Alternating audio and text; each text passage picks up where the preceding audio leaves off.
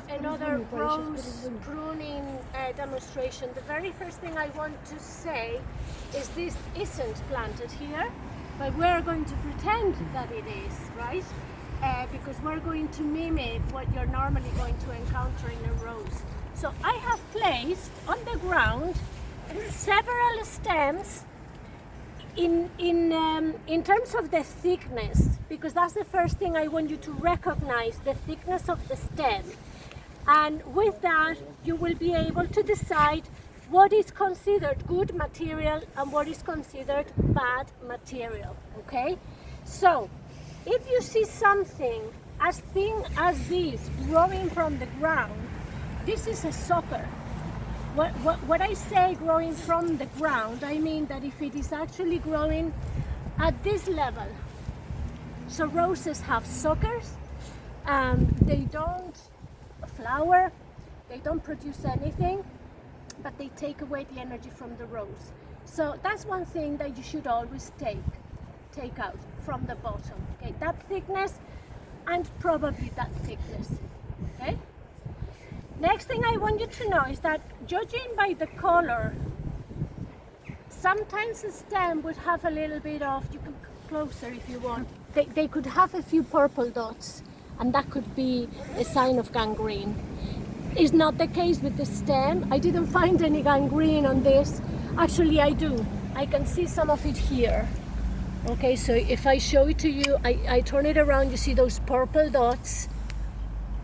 Okay, that's gangrene. So that means that's diseased. And we want to take away any diseased material. So that's gone, no matter where it's growing from. This is the same.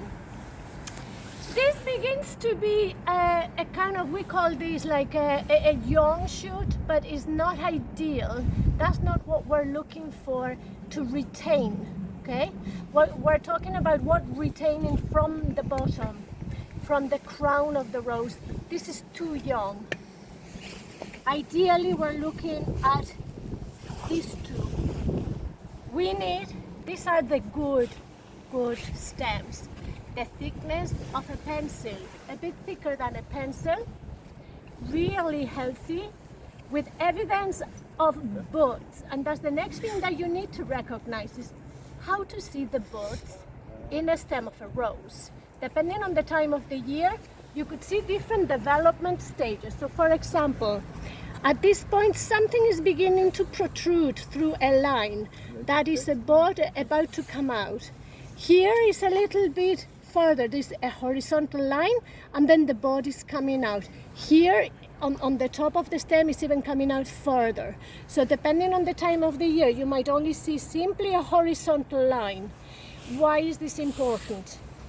Well, because you need to recognize where to cut when you're pruning roses. So if I hadn't this stem, what we're going to do is shorten it by cutting always above the bud, always at an angle against the bud. Why? Because when I cut it like this, the rain that falls on the top of the stem will fall away from the bud, and that prevents water accumulating in the bud. That's about the right distance, because if you cut any further up, you're leaving a stump. And if you cut any farther down, you're not giving a sufficient space for that new stem to develop. So I'm going to now cut away at the wrong height. So if you cut like that, that's too high. If you cut like this, 100% too low. Okay? Now, you can do another video now, so that they're divided on